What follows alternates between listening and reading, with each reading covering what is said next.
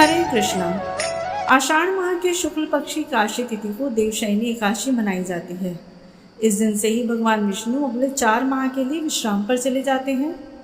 तब तक के लिए किसी भी तरह का मांगलिक कार्य या नए काम की शुरुआत नहीं की जाती।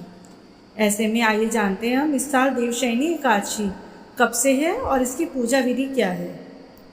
एकादशी तिथि की शुरुआत 5 जुलाई शाम 6:58 पर होगी और इसका समापन 6 जुलाई रात 9:14 पर होगा। उदया तिथि का मान रखा जाए तो यह व्रत एकादशी का 6 जुलाई को रखा जाएगा। इस दिन सुबह सवेरे जल्दी उठकर स्नान करें, स्वच्छ वस्त्र धारण करें, घर में दीपक जलाएं, भगवान विष्णु को गंगा जल से अभिषेक करें और इसके बाद भगवान विष्णु को पुष्प और तुलसी जल अर्पित करें। पूजा करने के बाद अंत में भगवान की आरती करें। इस बात का ध्यान रखें कि भगवान को भोग सात्विक चीज़ों का लगाएं और भगवान के भोग में हमेशा तुलसी का प्रयोग जरूर करें। यह मान्यता है कि बिना तुलसी के भगवान भोग ग्रहण नहीं करते। अब आप विष्णु भगवान के साथ माता लक्ष्मी की पूजा भी अवश्य करें।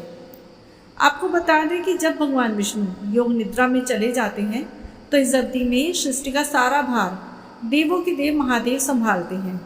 देव उठनी एकादशी के दिन भगवान विष्णु उठते हैं और उसी के साथ शुभ कार्य की शुरुआत हो जाती है। अब आपको देव उठनी एकादशी भी बता देते हैं कि जब देव उठनी एकादशी होगी तब से मांगलिक कार्य की शुरुआत हो जाएगी, चातुर्मास की समाप्ति हो जाएगी।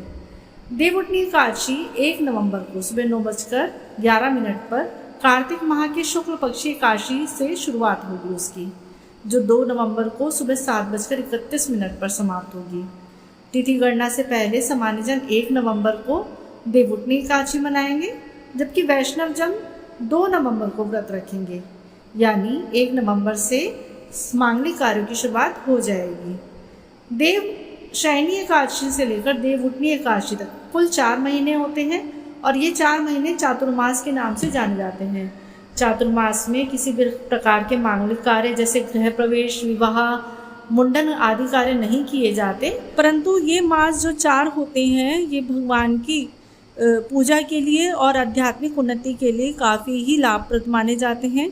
माना जाता है इन 4 मासों में अगर हम मंत्र जाप, भगवान की पूजा या किसी पुराण का नियमित रूप से पाठ करें तो इन 4 मासों में हमें पूजा का फल अवश्य रूप से ज़रूर मिलता है और इसका कई गुना फल होकर हमें प्राप्त होता है।